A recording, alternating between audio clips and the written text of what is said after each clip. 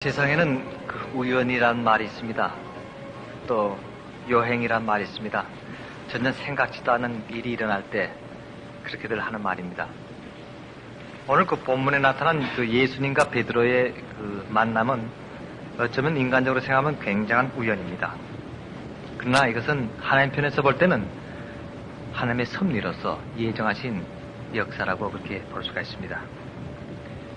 공생애가 시작하고 얼마쯤 있다가 예수님께서 아직도 제자들을 택하지 못한 그때였습니다. 갈릴리 바다 근처를 지나시다가 고기 잡고 또 배를 어부들을 많이 보게 됩니다. 그때 유독 여러 많은 어부들 중에서 베드로의 배에 예수님께서 올라갔습니다. 그리고 아무 말씀도 안 하시고 대번 저쪽에 가서 그물을 한번 더 던져라 하는 그런 말씀하십니다. 이때는 베드로가 밤새도록 고기를 잡다가 한 마리도 잡지 못해서 아주 실망한 가운데서 이제 그물을 다 씻고 이제 집에 들어가서 쉬려는 그런 때였습니다. 그런데 예수님께서 또 고기를 잡으라고 던지라고 한 그곳은 이 베드로의 어부의 상식으로서는 고기가 전혀 잡히지 않는 그런 곳입니다. 이것은 어떻게 보면 참 순종하기 어려운 그러한 그 말씀입니다. 이 목수일이라면 몰라도 예를 들어 집을 짓는 일이라면 예수님이 목수니까 훨씬 잘 알겠지만 고기 잡는 데는 이 베드로가 벌써 아버지 때부터 배워왔기 때문에 전문가입니다. 그런데 자기 상식은 도저히 잡을 수 없는 곳에다가 고기를 잡으라 하는데 만약 이때 베드로가 예수님 말을 순종하면은 손해볼 각오를 해야 됩니다. 아주 절대적인 손해가 나타납니다. 그렇지만 이 베드로는 아무 말도 하지 않고 주님의 말씀을 듣고는 제가 선생님 말씀에 의지해서 고기를 던지겠습니다. 그렇게 얘기를 합니다. 그냥 순종을 했던 겁니다. 그렇게 던지니까 생각지도 못한 일이 벌어집니다. 하나님의 역사는 바로 이와 같습니다. 순종 후에 나타나는 큰 축복입니다. 엄청난 고기가 그물이 찢어지도록 잡혔습니다. 당황했습니다. 이 고기를 어떻게 처리해야 될지. 자기 배 다 담고도 고기가 많이 남습니다. 그때 마침 다가오는 배를 한척 발견합니다. 야고보와 요한의 배입니다. 그래서 불러서 그 배에다가 고기를 나눠줍니다. 여기서 이 두 번째 베드로의 성격이 나타납니다. 여러분 밤새도록 고기를 잡다가 한 마리도 못 잡았다면 이때 잡은 그 고기란 것은 굉장히 아까운 고기입니다. 사람의 욕심은 많을수록 더 많아지는데 그것을 아낌없이 친구에게 나눠준다는 것은 이건 보통 일이 아닙니다. 대단한 넓은 마음입니다. 대단한 관용입니다. 그렇지만 베드로는 아낌없이 나눠줬습니다. 이것이 두 번째 베드로의 특징입니다. 아마 이것을 예수님께서는 훗날에 바울과 사도권을 나눠 가질 이 베드로의 성품을 보시고 이때 택하지 않았는가 그렇게 성경학자들은 생각하기도 합니다. 왜냐하면 갈라디아서 3장에 보면은 바울이 베드로를 향해서 큰 공회에서 회의를 하다가 면박을 주는 사건이 납니다. 그때 베드로가 조금 잘못한 일이 있었지만은 사소한 일인데도 이 바울이 큰 소리로 면박을 주고 많은 사람들 앞에서 아주 창피를 줬습니다. 여러분이 바울과 베드로의 관계란 것은 대선배와 아주 그 작은 후배의 그런 관계입니다. 왜냐하면 베드로가 3,000명씩 회개시킬 때 그때까지만 해도 바울은 스데반을 죽이는 데 앞장섰고 기독교인들을 박해하는 데 앞장섰던 그런 인물이었습니다. 그럼 대단한 큰 선배가 비록 조금 잘못을 저질렀다도 그렇게 많은 사람 앞에서 면박 주는 일은 인간적으로 보면은 참기 어려운 모욕일지도 모릅니다. 근데 베드로는 어떻게 했는지 압니까? 그런 모욕을 받고도 창피를 당하고도 옳다, 바울이 옳다.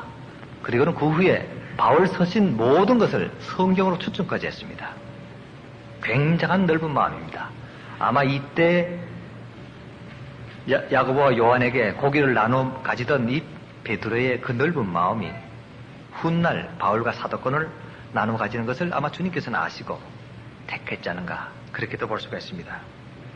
그런데 이상한 일이 벌어집니다. 그렇게 축복을 많이 받았는데 갑자기 베드로가 무릎을 꿇고는 주여 나는 죄인입니다. 날 떠나십시오 하고 울면서 엎드렸습니다. 이때까지만 해도 예수님께서는 베드로에게 너 과거에 잘못한 데 있지 죄가 많았지 한마디도 질책하지 않았습니다.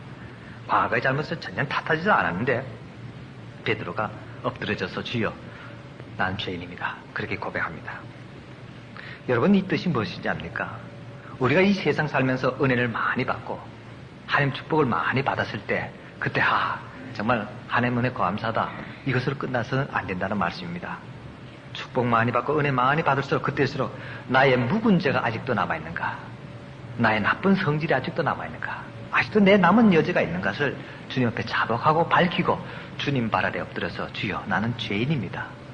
이렇게 하게 될 때 그 축복이 축복으로 나타난다는 말씀입니다. 그렇게 될 때 받은 은혜가 완전한 은혜로 나타난다는 말씀입니다. 저는 이 규절을 생각할 때마다 베드로와 예수님의 그 만남 참 극적인 장면입니다. 저도 그런 체험이 있습니다. 저도 예수님과 저의 만남이 아마 이 정도는 안 되더라도 극적인 만남이 한 번 있었습니다. 그럼 좀 옛날로 돌아갑니다. 제가 독일에서 공부할 때 그때 유명한 신약학 교수가 이제 강당에서 학생이 하도 많이 오니까 유명하니까 많이 모여서 강의를 하시다가 하는 말이 갑자기 딱 스톱하더니 그때 이제 마가복음 강의를 했는데 갑자기 성경을 이렇게 번쩍 들어요. 들더니 하는 말이 여러분들 중에서 혹시 이 성경을 진실로 하나님의 말씀이라고 믿는 사람이 있습니까? 하고 질문했습니다. 그때 한 1,500명 이상의 학생들이 대학원 학생들, 뭐 학부 학생들 또 다른 과에서 들어오는 학생들까지 꽉 남아 있었는데 아무도 손든 사람이 없었습니다. 졸업반 학생도 있었고 또 목사교시에 합격한 그런 박사과정 학생도 있었는데 그래서 제가 저 구석에다가 손을 들었습니다. 그러니까 날 이렇게 보니까 아마 독일 사람같이 안지 생겼던 모양이에요. 그래 하는 말이 당신 어디서 왔어? 하고 물었습니다. 제가 한국에서 왔습니다. 그렇게 얘기를 하니까 그분 하는 말이 한국은 아직도 샤머니즘과 원시 종교에 젖어갖고 그렇게 이걸 무조건 믿는 모양인데 당신이 여기서 신학을 잘 배워보면은 아마 믿을 건 없다는 것을 알게 될 거라고.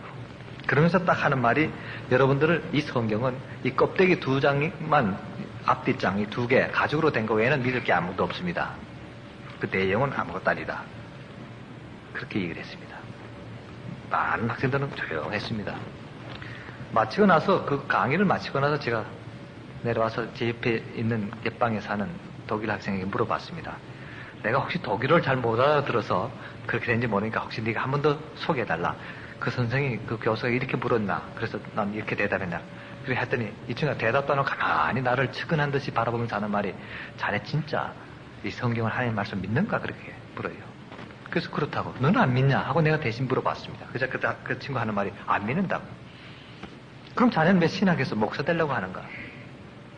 직업이 좋지 않는가? 좋은 직업이니까 한다는 거예요.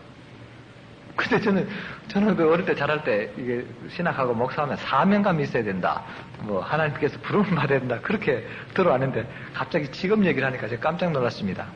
그래서 무슨 직업이 좋길래 하고 물어봤습니다. 했더니 이 독일에는 신학부가 여기처럼 교단 신학이 된 게 아니고 국립대학 속에 중심학부로서 있습니다. 그래서 신학부 학생들이 아주 제일 우수한 학생들이 들어옵니다. 그래서 신학부에서 공부를 못하면은 의학부나 법대로 이제 내려가는. 그러니까 상당히 자기들 자존심이 있습니다.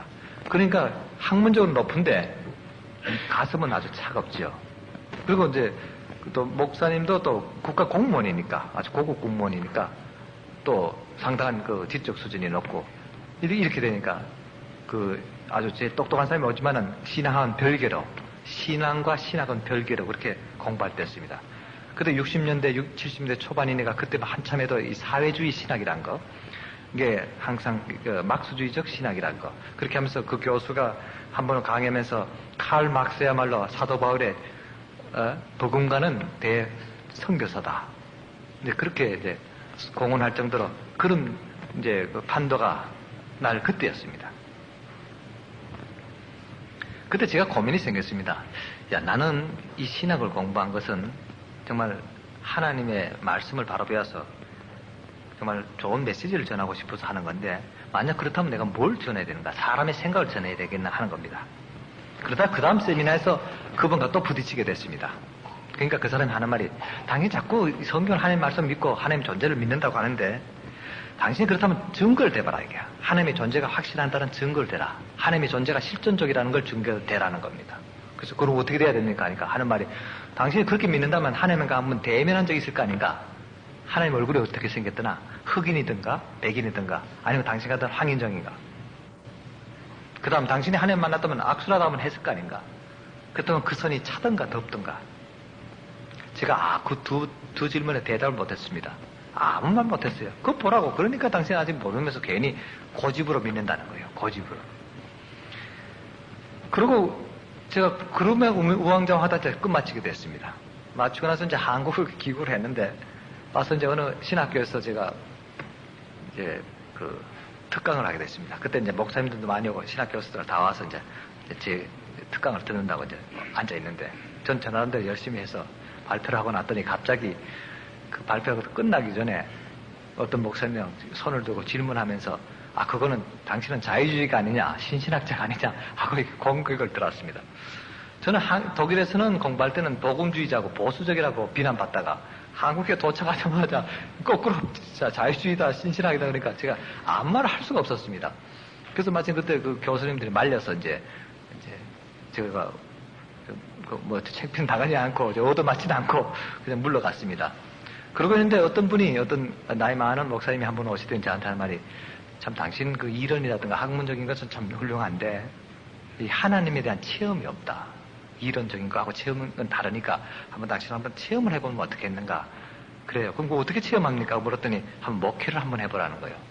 그래서 이제 1년 예정으로 그럼 그분이 소개한 어느 교회를 제가 주소를 들고 찾아가게 됐습니다. 그것이 첫 번째 제가 그 나병 환자의 만남이었습니다. 제가 가서 첫 주일날 설교를 하고 단위에 이렇게 올라서니까 제일 앞에 앉은 사람을 보고는 깜짝 놀랐습니다. 제가 말문이 탁 막혀버린 겁니다. 한 몇 분간을 가만히 보고 있었어요. 그분의 얼굴에는 아무것도 없었습니다. 코도 없고 입술도 떨어지고 눈알도 빠졌습니다.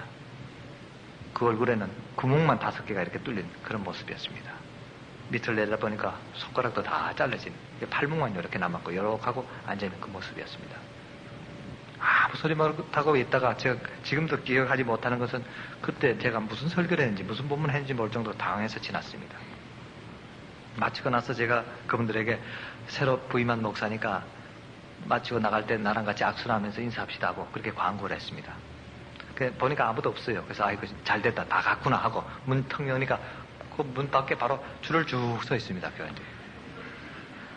그래서 어쩝니까? 그래서 아유 안녕하십니까 하고 손을 내미니까 그 제일 앞에 그 앉았던 그 노인이 내가 여기 있었는데 이쪽으로 아이고 목사님 고맙습니다 하고 내놔요. 그 뒷사람이 있다가 앞으로 팔을 이렇게 턱에서 했는데 여러분 이 악수를 하려면 손바닥이 있어야 됩니다. 그렇지 않아요? 이 손가락이 있어야 이렇게 잡는데 여기 딱 잘라졌는데 이 팔목만 앞에 딱 나와 있는데 이걸 어디를 잡아 여기를 잡을지 몰라서 이렇게 보니까 그 잘라진 그 팔목에 노란 고름덩어리들이 이렇게 동실동실 이렇게 묻혀 있어요.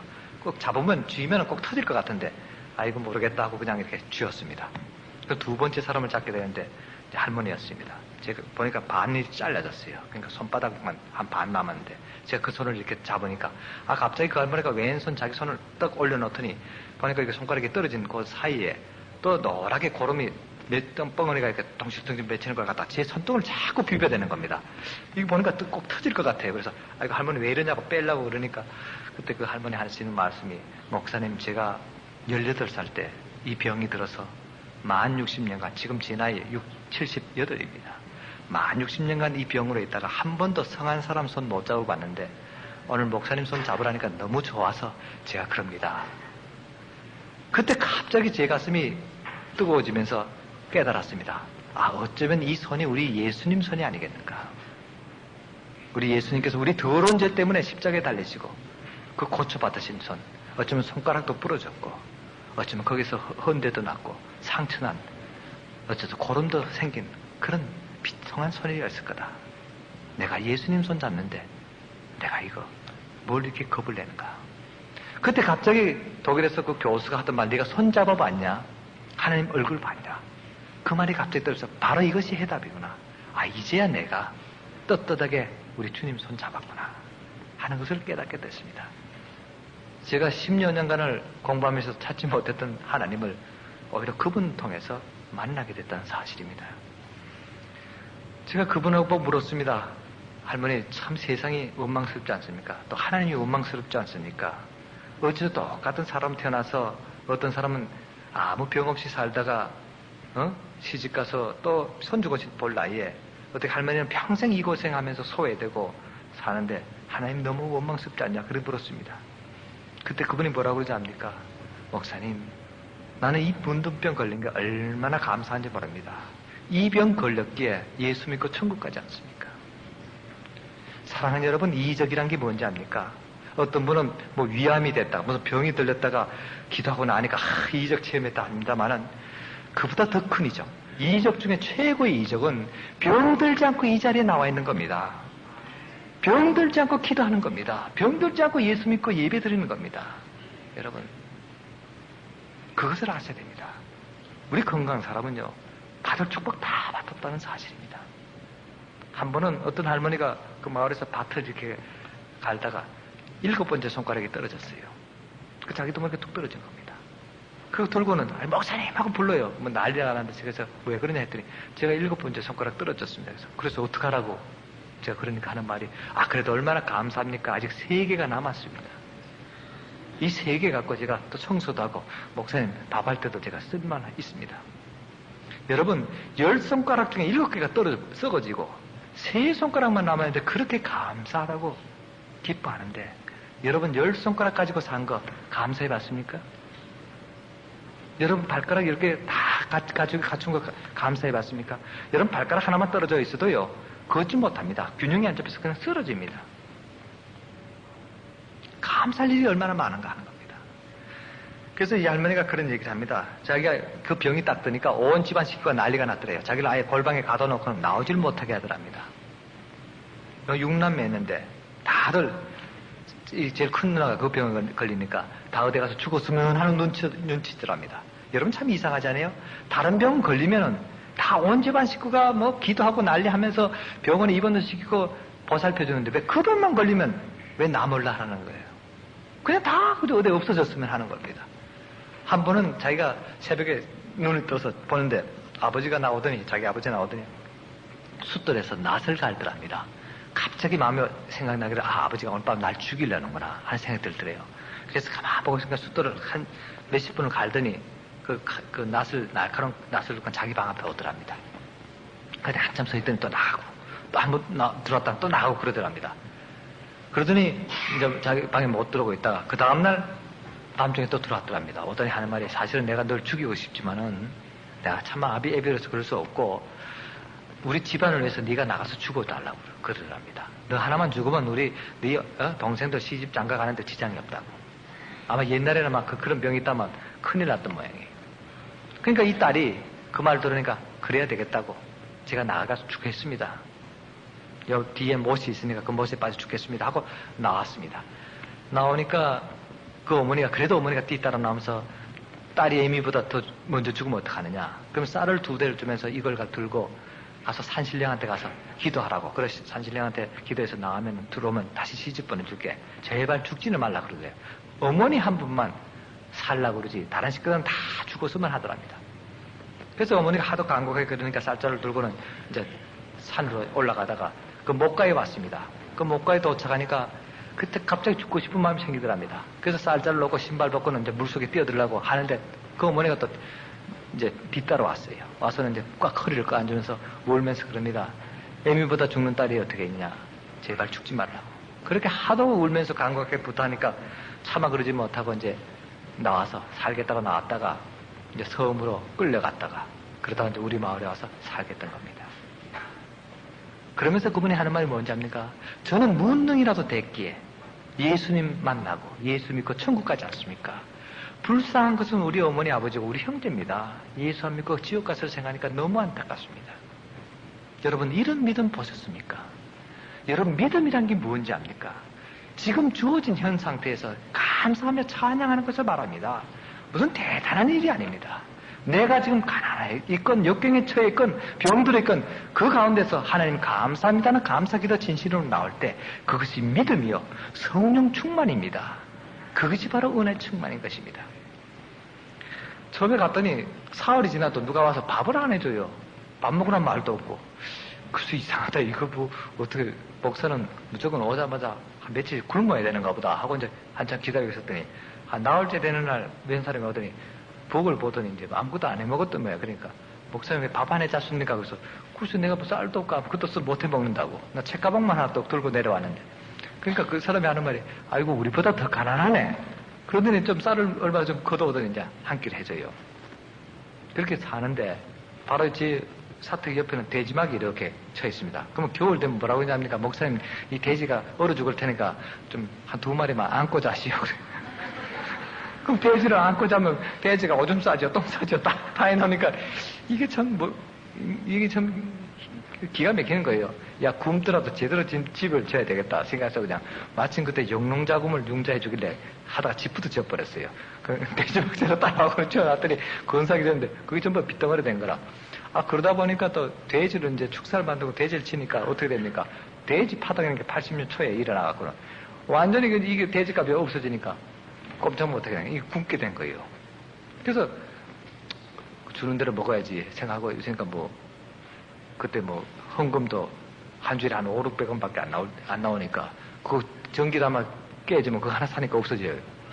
그러니까 성미라고 걷어오면은 딱 걷어보니까 받아놓으니까 가만 보니까 전혀 끼니를 못 먹는 사람이 있어요. 그 목사가 그걸 알고 나 혼자 밥에 먹을 수 없으니까 도로 갖춰줬습니다. 이거 해먹으라고. 그때 제가 깨달았어요. 아, 이 교회 공동체에서는 제일 가난한 사람은 목사가 돼야 되는구나. 2끼 먹는 사람이 있다면 목사는 1끼 먹어야 족하고, 만약 1끼 먹는 사람이 있다면 목사는 굶어 죽어야 되겠다. 어쩌면 내가 굶어 죽으면 하나님께서 배불리 먹여주지 않겠나. 그때 그렇게 생각했습니다. 그러고 있는 차인데 한 번은 한 1년쯤 지났는데 그때 무슨 날이 됐는지 그때 부활절인가 무슨 해서 성미가 굉장히 많이 거쳤어요. 그래서 이제 보니까 다들 이제 끼니는 있어요. 그래서 이거 됐다. 내일은 한번 3끼를 내가 한번 해 먹어야 되겠다. 딱 한 번만 3끼 해 먹어야 되겠다. 생각해서 새벽기도 마치고 나서 이제 쌀을 풀어갖고 이제 이렇게 한없씩 이렇게 대고 있는데 갑자기 웬 사람이 찾아왔어요. 그래서 문을 여니까 왜 모르는 남자가 이렇게 서 있습니다. 그러니까 누구시냐고 어떻게 왔냐 했더니 그분 하는 말이 여기서 한 30m 떨어진 다른 면에 사는 교회 목사님이에요. 그래서 어떻게 오셨냐 했더니 사실은 목사님 제가 좀 미안한 부탁드리 왔다 그래요. 그래서 무슨 부탁이냐 하시라고 했더니 쌀 좀 얻을까 해서 왔습니다. 그래서 그때 제가 깨달았어요. 하나님께서 갑자기 웬 쌀을 몇 대씩 이렇게 주나 했더니 이건 날 먹으라는 게 아니고 이거 여기 누구 줄 사람이 있으니까 잠깐 맡아두라는 거라 생각했어요. 그래서 들어와서 그럼 뭐 이유나 물어보고 뺏겨야 되겠다 싶어서 왜 그럽니까? 물었더니 하는 말이 그때 그분이 애가 셋이에요. 딸만 셋인데 그리고 사모님하고 5씩 사는데 그 마을에서 80년 초인데 한 달에 그 사례를 2만 원씩 이제 받기라고 왔답니다. 와서 이제 1년 됐는데 그래서 내 속으로 생각하면 야 많이 받네. 근데 뭐하러 얻으러 왔나 했더니 하는 말이 근데 거기서 한 석 달째 그 교회에서 나오질 못하고 솔직히 그 사모님이 하루에 일당 2,500원씩 그때 받고 반일을 했었습니다. 그러다가 허리를 다쳐갖고는 며칠 못 나가니까 사실은 제가 혼자라면 굶 떼는데 조그만 애들이 졸막졸막 셋이 있어서 그래서 자꾸 배고프다고 그래서 오늘 내가 새벽기도 마치고 나서 기도하면서 그냥 무작정 걷다가 제일 먼저 만나는 교회 찾아 들어가서 목사님들 쌀 꺼오겠다고 기도하고 왔다는 거예요. 그 응답받고 온 사람을 쌀을 안 줄 수가 없는 거죠. 그래서 그 응답 잘 받고 왔다. 정말 그래서 하나님께서 아마 그 응답 지켜주려고 아마 쌀을 넣고 오늘 갑자기 이렇게 어디 주일날 많이 모아둔 뭐라 그러면서 당신은 5 식구고 나는 혼자니까 5대 1이니까 가만 생각하니까 당신 편이라고 그래서 그걸 주면서 보니까 가는데 보니까 이 사람이 다리를 쫄룩쫄룩 절어요. 그래서 왜 다리를 왜 저느냐 했더니 그분이 이제 군대에서 있던 사람인데 그 지뢰를 뭐 어떻게 하다가 밟아서 다리가 한 짝이 잘라져서 의적을 했어요. 그러니까 한 사람이 쫄쫄 가길래 그때 마침 어떤 분이 제게 자전거를 하나 보내왔었어요. 좋은 자전거인데 좋은지 안 좋은지 새 자전거가 돼서 비닐도 아직 안 뜯은 건데 딱 한 번 타보고는 아까워서 천천히 타야 되겠다고 놔둔 건데 그 30년씩 쩔룩거리고 걸어갈 거 생각하니까 안 됐어요. 그래서 목사님 내가 속으로 그랬죠. 저분이 자전거 탄다 그러면 주고 안 탄다 그러면 안 주고 그래야 되겠다. 자전거 탈 줄 모른다면 안 줘야 되겠다 생각하고 다 밥먹고서 자전거 탈 줄 아시냐 했더니 탈 줄 안다 그래요. 그럼 뭐 할 수 없다고 가져가라고 해서 그래서 제가 속으로 그랬죠. 다로쩔뚝거리면서 자전거 타는 것보다는 다로쩔뚝거리지 않고 걸어가는 게 더 복이 아니겠는가 생각해서 가져가라고 해서 주면서 제가 그랬죠. 목사님 또 필요하시면 오십시오. 제가 맡았다가 주겠습니다. 이제 그랬어요. 그분이 한 2번 더 왔어요. 그리고 나서 한 몇 달 있다가 또 그때마다 묘하게도 또 먹을 거 쌀이 생기고 분식이 생겨서 딱 그거만 생기면 또 손님 오겠구나 이제 기다렸습니다. 한 번은 웬 스님이 찾아왔어요. 교회 스님이 머리 빡빡 갖고 장삼을 입고 딱 찾아 들어오니까 그 좀 이상합니다. 그래서 어떻게 왔냐고 이제 문을 여니까 그분이 하는 말이 여기 스님 같은 목사님이 계신다 그래서 찾아왔다 그래요. 그럼 예? 하고 물었더니 스님 같은 목사님이 계신다는 거예요.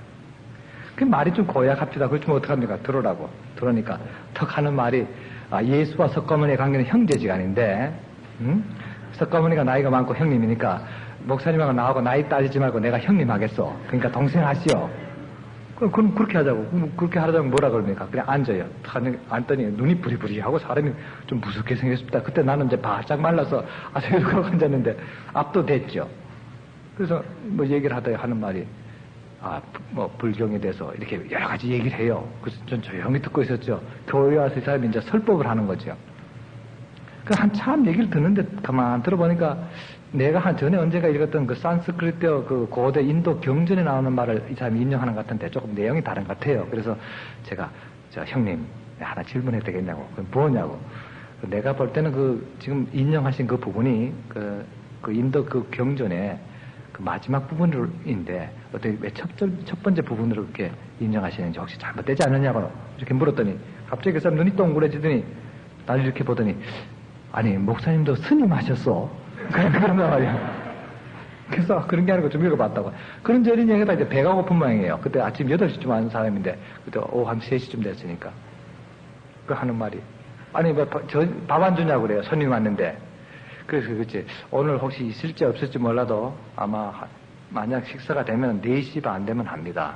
이제 그때 한번 하는 식사 시간이니까 그때 형님께서 그때까지 계시면은 제가 식사 드리고 바쁘시다면 그냥 가셔도 제가 안 말리겠습니다. 했더니 하는 말이 갈 줄 알았더니 그럼 먹고 가야 되겠다는 거예요.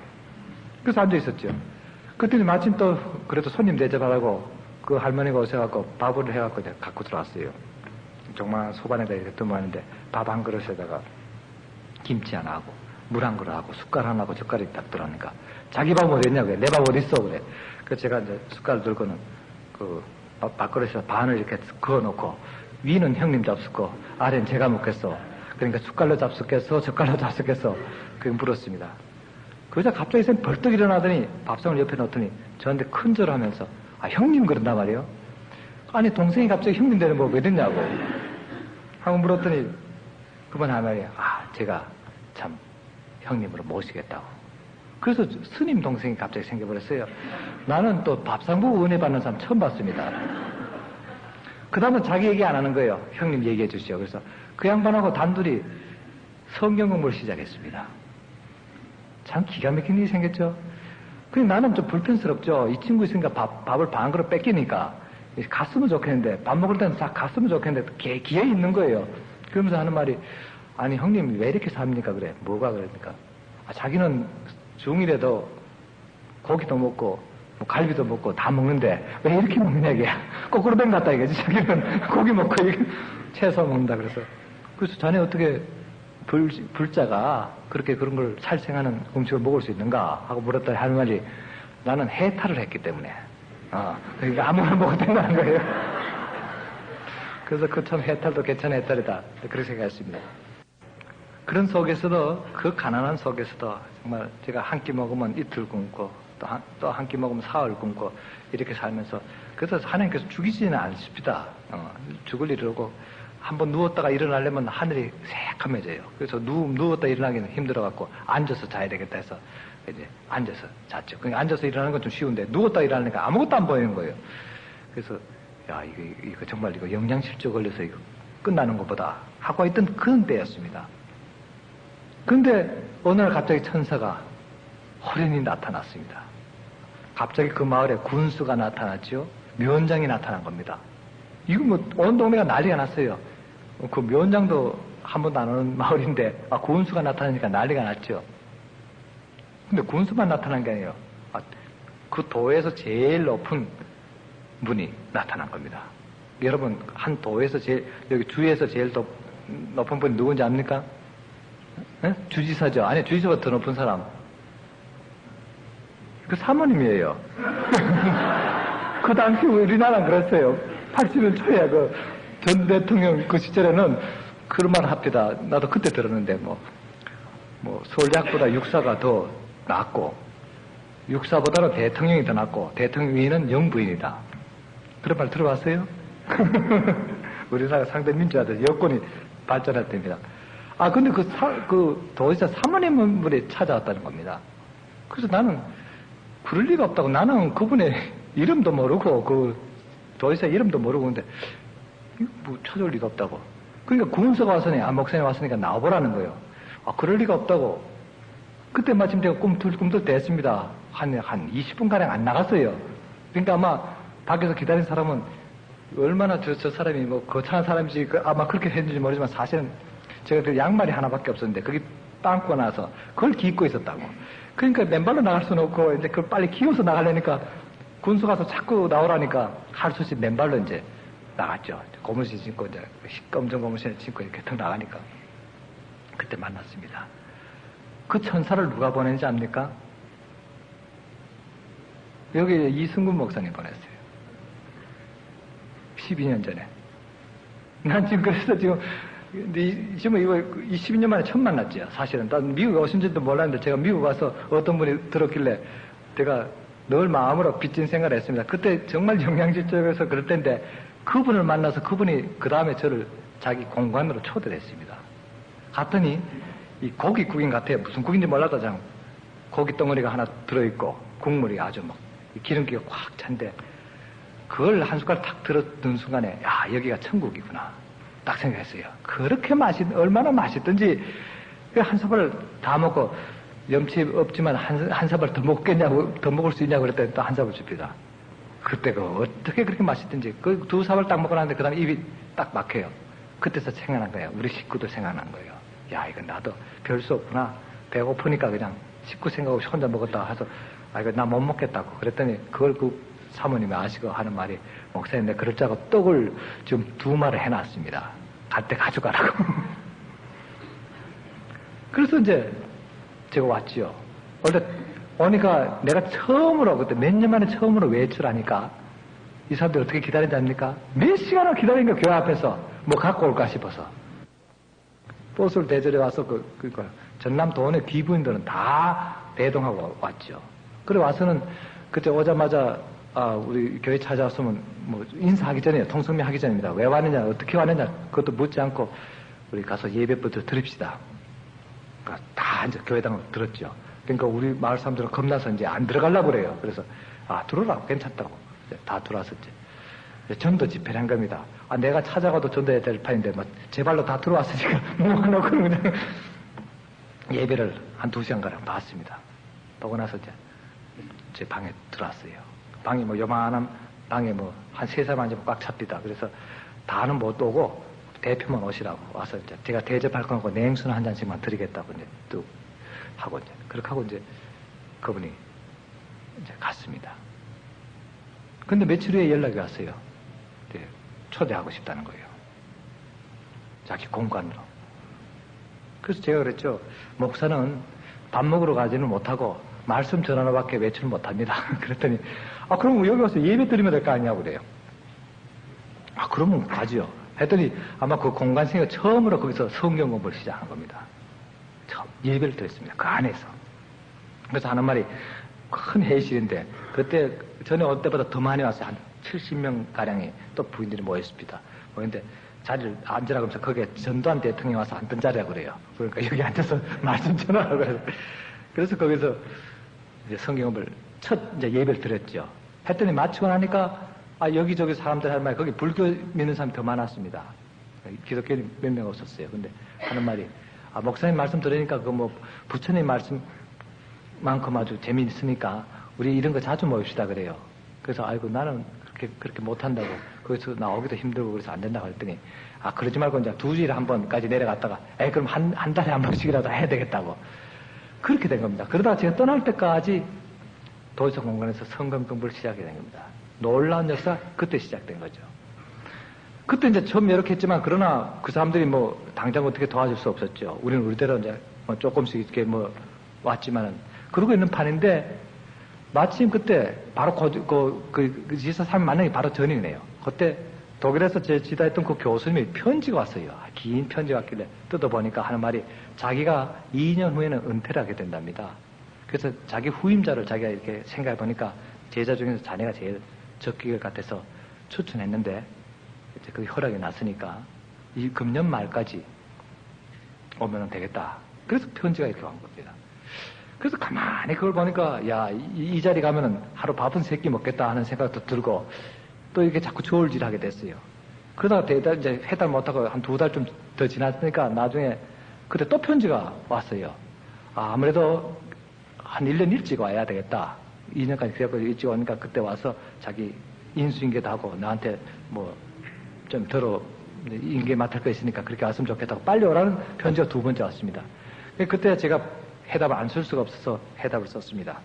교수님 날 그렇게 생각해주고 위해주는 건 좋은데 제가 가만히 기도하면서 생각해볼 때 하나님께서 내가 이 교회에 남아서 시무하는 거하고 그 독일에 가서 교수님의 후임자가 돼서 교수하는 거하고 어느 게 더 하나님께서 기뻐하실까 생각하니까 그냥 이 자리에 남는 것이 제가 하나님께서 더 기뻐하시라 그렇게 제가 깨닫고 거절하겠습니다 하고 보냈습니다.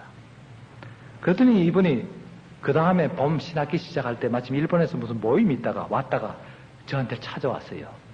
자기 생각에 얼마나 좋은 자리에 앉았길래 그 자리도 마다하고 이렇게 뿌리치는가 해서 이제 온 거예요. 그 밤중에 왔으니까 이제 아무도 몰랐죠. 그러고 있는데 그 다음 새벽에 자기 떠나야 되는데 6시에 다시 서울로 가서 비행기 타고 이제 독일로 들어가야 되는데 우리 새벽 예배 4시에 늘 봤습니다. 그러니까 4시에 교수님이 오신 김에 한번 우리 교인들한테 설교를 해주고 하면 어떻겠냐고 그래. 그러자고. 그래서 이제 새벽 4시에 딱 나와서 저는 이제 통역하려고 섰고 딱 섰는데 바로 내가 처음 그 몇 년 전에 봤던 그 할아버지가 또 앞에 딱 이렇게 앉아있는 겁니다. 이 교수가 나는 이제 그때는 뭐 다 이렇게 뭐 자연스럽게 됐으니까 별로 안 놀랬는데 그 사람 딱 서서 이렇게 보다가는 가만히 한 10분간 가만히 있어요. 말도 안 하고 이렇게 보고는 눈만 껌뻑껌뻑하고 그래서 쿡쿡 치면서 왜 이러시냐고 시작하라 했더니 그러면 가만히 보고 있다가 자기도 정신없이 무슨 몇 말 하고는 끝났어요. 근데 새벽 예배를 마치고 이제 제가 돌아설렸는데 갑자기 제 허리를 꽉 끌어안으면서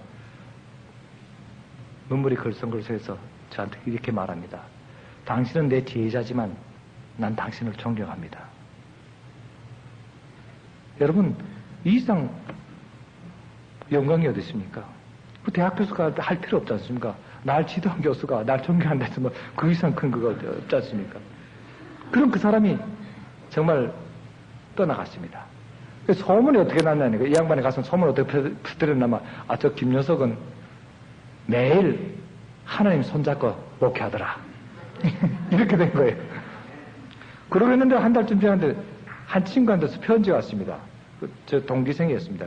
같이 신학을 공부한 친구인데 공부를 아주 잘했던 친구입니다. 근데 이 친구가 목사가 돼서 목회를 가는데 5,000명 모든 고용이 교회인데 한 1년 반에 지났더니 한 300명밖에 교인이 남지 않았어요.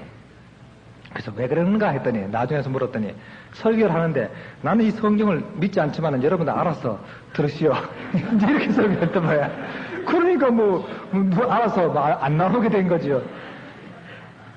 그러니까 이 사람 고민이 생긴 겁니다. 자기는 학문적으로 정말 문법적으로 정확하게 논문 쓰듯이 설교를 써서 발표를 하는데 뭐 그게 안 되거든요. 그래서 자기가 고민하다가 내가 이럴 것이 뭐 고전어 교수나 하든가 목사진 관둬야 되겠다고 한 찰나인데 보니까 자기 동창이 한국에서 매일 하나님 손잡고 목회한다 그러니까 나한테 편지한 거예요. 내가 들으니까 자네 매일 하나님 손잡고 목회한다는데 나도 만약 가서 하나님 손 한 번만 잡을 수 있던가 하나님 얼굴만 한번 볼 수 있다면 내가 절대적으로 성경 말씀 믿고 믿는 설교를 좀 할 테니까 나를 자네 부목사로 한번 청빙할 수 있겠는가. 갑자기 부목사가 하나 생기게 됐습니다. 그래서 제가 답장을 썼죠. 야, 그 대우는 담임 목사나 부목사 똑같이 해주겠다. 뭐 이게 절대 누구라고 내가 먹는 만큼 너도 먹고 딱 그럴 테니까 거기에는 서로 우리 이의 달지 말자. 그러니까 그러려면 오너라. 근데 조금 우리는 우리 사람들 양이 적어서 조금씩밖에 못 먹을 테니까 괜찮겠는가 했더니 이 친구가 뭐라고 한지 압니까? 자기 몸무게가 110kg가 넘는답니다. 그러니까 좀 다이어트도 해야 되는데 그거 잘 됐다고 적게 먹으면 좋은 거라고. 그래가고 온 겁니다. 보니까 보따리가 얼마나 많은지 몰라요. 한 가방은 전부 구두만 있고 또 한 가방은 양복만 있어요. 그래서 왜 구두 뭐 이렇게 많이 가져? 하나만 신으면 1년이면 충분한데 하나 갖고 충분한데 하니까 뭐 옷에 맞춰서 구두를 신어야 된다나? 그렇게 이제 들고 온 겁니다. 진짜 하나도 못 신고 다 나눠줬겠지만 나중에는. 그리고 들어오더니 사람들이 이제 부먹 샀다고 환영할 거 아닙니까? 오해 와서 이제 다 몰려 있으니까 이렇게 보더니 야, 이 사람들이 좀 이상하다 그래요. 그래서 뭐가 이상하냐니까 말은 못하고 우물우물 하다가 병신 같다 해. 그래서 제가 그랬죠. 우리 독일 격언에 그런 말 있지 않냐. 병신 눈에는 병신만 보이고 천사 눈에는 천사만 보인다. 근데 지금 그 다음부터 다시 말 안 해요. 자기도 천사는 되고 싶었던 모양이다.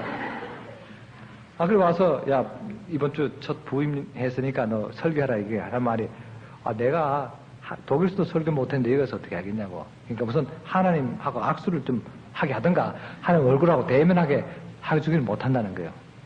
그러려면 우리 성경 공부하자. 그래서 새벽기도 전에 한 2시쯤 일어나갖고 둘이서 이제 성경 공부 시작한 겁니다.